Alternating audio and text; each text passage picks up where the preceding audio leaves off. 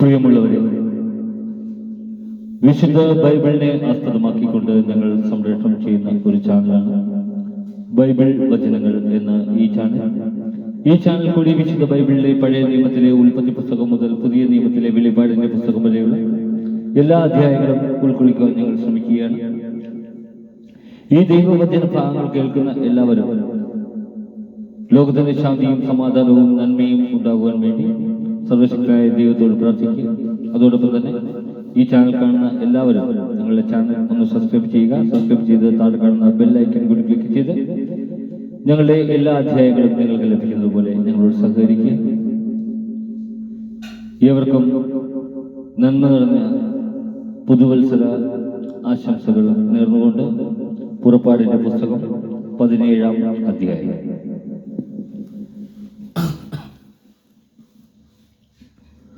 പാറയിൽ നിന്ന് ജലം.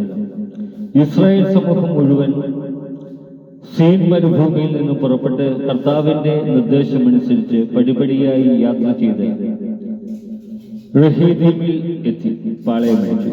അവിടെ അവർക്ക് കുടിക്കാൻ വെള്ളമുണ്ടായിരുന്നില്ല. ജനം മോശയെ കുറ്റപ്പെടുത്തിക്കൊണ്ട് ഞങ്ങൾക്ക് കുടിക്കാൻ വെള്ളം തരിക എന്ന് പറഞ്ഞു. മോശ അവരോട് പറഞ്ഞു, നിങ്ങൾ എന്തിന് എന്നെ കുറ്റപ്പെടുത്തുന്നു? എന്തിന് കർത്താവിനെ പരീക്ഷിക്കുന്നു? ദാഹിച്ചു വളഞ്ഞ ജനം മോശയ്ക്കെതിരെ അവലാതിപ്പെട്ടു ചോദിച്ചു, നീ എന്തിനാണ് ഞങ്ങളെ ഈജിപ്തിൽ നിന്ന് പുറത്തേക്ക് കൊണ്ടുവന്നത്? ഞങ്ങളും കുട്ടികളും കന്നുകാലികളും ദാഹിച്ചു ചാകട്ടെ എന്ന് കരുതിയാണോ? മോശ കർത്താവിനോട് നിലവിളിച്ചു പറഞ്ഞു, ഈ ജനത്തോട് ഞാൻ എന്താണ് ചെയ്യുക? എന്നെ ഏറെ താമസിയാതെ അവർ എന്നെ കല്ലെറിയും. കർത്താവ് മോശയോട് അരുളി ചെയ്തു, ഏതാനും ഇസ്രായേൽ ശ്രേഷ്ഠന്മാരുമൊത്ത് നീ ജനത്തിന്റെ മുൻപേ പോവുക. നദിയുടെ മേൽ അടിക്കാൻ ഉപയോഗിച്ച വടിയും കയ്യിലെടുത്തുകൊള്ളുക.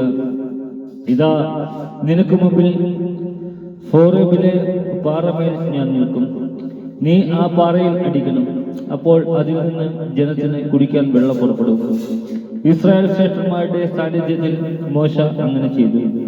ഇസ്രായേൽക്കാർ അവിടെ വെച്ച് കലഹിച്ചതിനാലും കർത്താവ് തങ്ങളുടെ ഇടയിൽ ഉണ്ടോ ഇല്ലയോ എന്ന് ചോദിച്ചുകൊണ്ട് കർത്താവിനെ പരീക്ഷിച്ചതിനാലും മോശ ആ സ്ഥലത്തിന് മാസ എന്നും മെറീബ എന്നും പേരിട്ടു.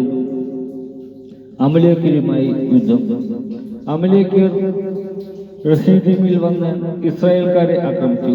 അപ്പോൾ മോശ ജോഷുവയോട് പറഞ്ഞു, ആളുകളെ തിരഞ്ഞെടുത്ത് അമലേക്കരുമായി യുദ്ധത്തിന് പുറപ്പെടുക.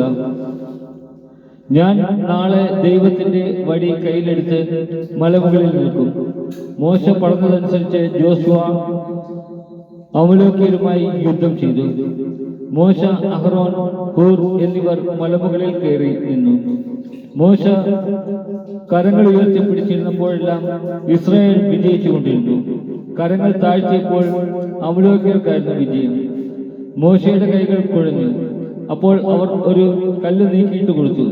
മോശ അതിന്മേൽ ഇരുന്നു. അഹ്റോനും ഹൂറും അവന്റെ കൈകൾ ഉയർത്തിപ്പിടിച്ചുകൊണ്ട് ഇരുവശങ്ങളിൽ നിന്നു. സൂര്യാസ്തമയം വരെ അവന്റെ കൈകൾ ഉയർന്നു തന്നെ നിന്നു.